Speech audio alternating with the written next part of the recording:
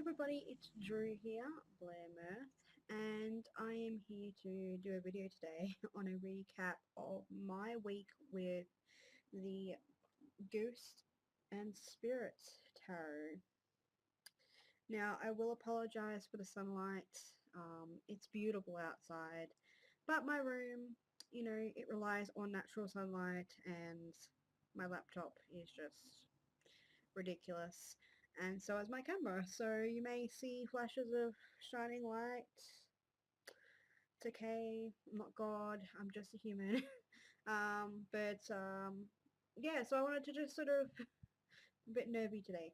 I wanted to just share my experience, and I do have notes as usual with the Ghost and Spirits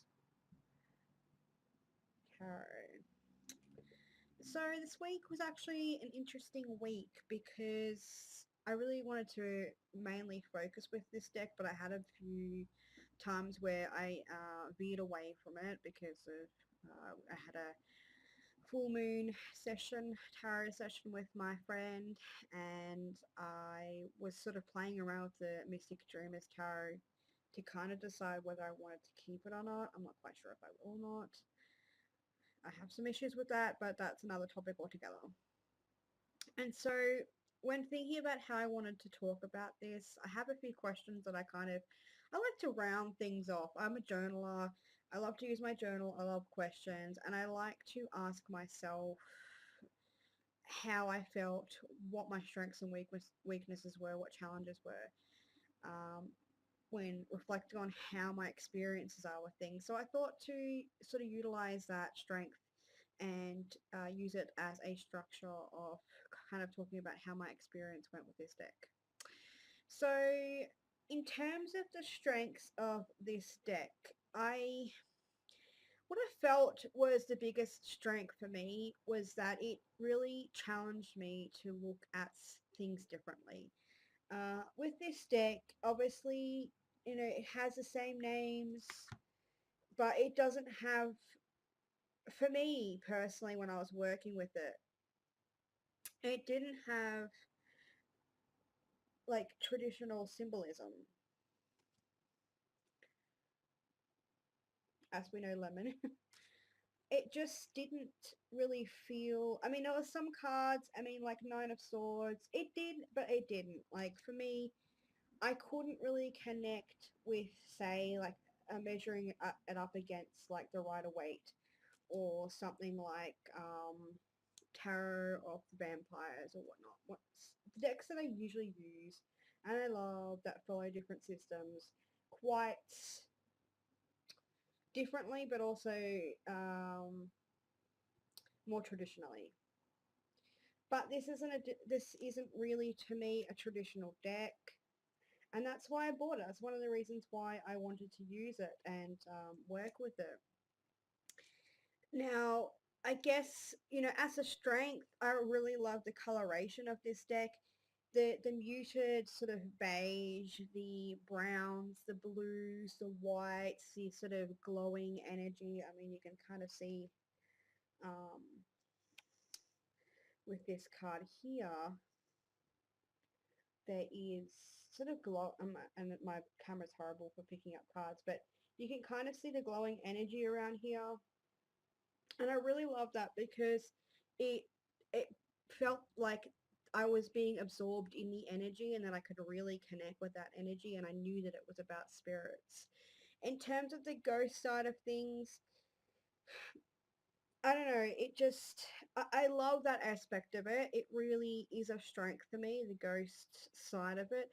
But I definitely felt more of a pull towards spirits. And I mentioned as I talked before about this deck that I really wanted to kind of join those together. I'm guessing at this stage in my experience with this deck, it's still very much a spirit guide deck rather than a ghost deck. I don't really connect the ghost laws with the meanings, and that's kind of moving into the things that I found really challenging. Is that I found that I really struggled with one card readings or one or two card readings. Like I just really found pulling out these cards and working with them by themselves really challenging. And it was a surprise to me. Like I am, I guess, queen in my own domain of using one card spreads like that. That to me is my go-to, but it's also something that I find really strengthening because I find it really overwhelming sometimes when I have lots of cards. This deck was a challenge because it faced me to actually look at the cards in a larger story, and that's where I found the most growth with this deck in this week and using it and really tapping into it. Once I could look past this whole idea of like asking it daily draw questions or just specific questions, which I did, but I really struggled with, like, it just was not talking to me that way. It was just like, you know, challenge yourself, girl, challenge yourself, because, you know, there's not a deck where you can just pick things up and, you know, go on your merry way. You know, if you want to face your shadows, if you want to face your ghosts, if you want to challenge yourself and look beyond what you're normally doing, then this is for you. Like, this is for me. This is what it was saying to me. And of course, you know, I put it down for a day and was like, you know, talk to the hand. I ain't ready to listen right now. You're just challenging me. Like any relationship, it was just pressing my buttons. So I put it down for a day. And then it came to this moon experience, full moon experience with my friend, and I decided to pull this deck out and do a larger spread. I'd been reading, I think it's called Gated Spreads by Marcus Katz and Tally Goodwin. It's an ebook. I'll see if I can find what it's called and put it down below. And it sort of talks about gated spreads where they're a series of spreads you need to do one after each other. And being the rebellious person that I am, I don't listen to things like that, which I should. That's the whole point of the whole thing. But, you know, sometimes I'm just like, you know what? I think I really want to do this thing first, and then I'll go back to that and see if I you know, fuck things up and I have to go back and do it again. Whatever, you know, you learn, you live and learn. So I did that, and I sort of found that it was speaking to me more. It was the cards were opening up stories to me and making arcs of a story, and I could see, like, by asking one question, where that question sort of transitioned into the other and bled into the other, which was really important for me, I think, because a lot of the time when I'm doing my journaling, I usually just have one question that goes on for, you know, a couple of pages or a couple of writing sessions or sometimes more. But I've been trying to implement more questions that bleed into each other so I can really connect with that more flowy nature. Especially being in uni, I found that my whole creative perspective has changed and it's very logical. It's turned to this sort of like, this is the question, this is the answer. You need to, you know, follow this strict question and see where this specific question goes. And I do think it bled through in my experience with this deck, but you know, it's helped me find that place in myself where I can find patterns and layers. And like I said, once I started doing that and working with this hero journey spread, base spread in this book, it really did open up my perspective to the cards and what they really had to offer. And the thing is, um, the myths are all different. The laws and legends are all different. But the thing about myths and legends and laws is that, you know, they're cross-cultural, they're cross countries, they're cross times and eras, and you know, we don't change the myths in itself, but we do change our experience and our perceptive with the myths, and that's something that I really wanted to also go into as well. I didn't really sort of go deep into that, but it was something that I knew I wanted to explore next with this deck. Sort of looking at the myths, researching the myths, and seeing how I could step away from them to make really interesting stories, and you know, really connect with that part of myself that is in different places and different times. So, rambly. That's just me. Uh, what did I learn about myself during this week using the Ghost and Tarot? Well, interestingly enough, I never really used this card, but I did pull it a lot of times, and it has been said to be a significator card. Significator? You know what I mean. This card, the unknown card. And I guess I never really gave myself the opportunity to actually explore this card and what I could use with it. So definitely that's something I'm going to be doing next time. But in terms of what I actually learned about myself while using this deck for a week, is I definitely learned about how I learn, how I approach things, and how I think I should approach things. Because, when I picked up this deck, I was dead set certain this is what it was supposed to be for. I had a really strong idea of what I wanted to use it for, how I wanted to use it, and that works for some decks. Like, uh, I was using the Native Spirit Oracle. It's an Oracle deck, but it's still a deck. And I knew exactly what I wanted to use it for, and I have been using it for my medicine wheels, and it's been working really well because of the energy. And I thought that that was what I needed or wanted to use these cards to experience, but they had their own unique energy. So I definitely learned about how I work, and I learned about how I struggle with control and how I try to dictate energy sometimes. I try to dictate that in my relationship sometimes, and it was very interesting to sort of explore that with a shadow guide, because a lot of the times with my shadow guide, and I call him my shadow guide because he's kind of like spirit based, I guess. I don't know. I just call him my shadow guide. And he said, part of the reason that I struggle with control is that I try and dictate. I try and fit everything into a box. I try and fit things to specify the box, which is really against my nature. But I guess we all have those kind of aspects of ourselves where we largely feel like we're rebellious or free or open, and then there's a little part of ourselves that's suppressed or just takes one little thing to sort of push us back in. And that was really interesting how I felt like I needed to pigeonhole myself um, with this deck. And I guess something I also noticed and I wrote down too is that it came up with fear. It came up around fear. And something that I wrote down was sometimes combating fear, facing it, doesn't mean overriding it, it means listening. And I mentioned that one of the reasons I did want to work with this deck is to face my fear of ghosts and spirits and the paranormal aspect of this.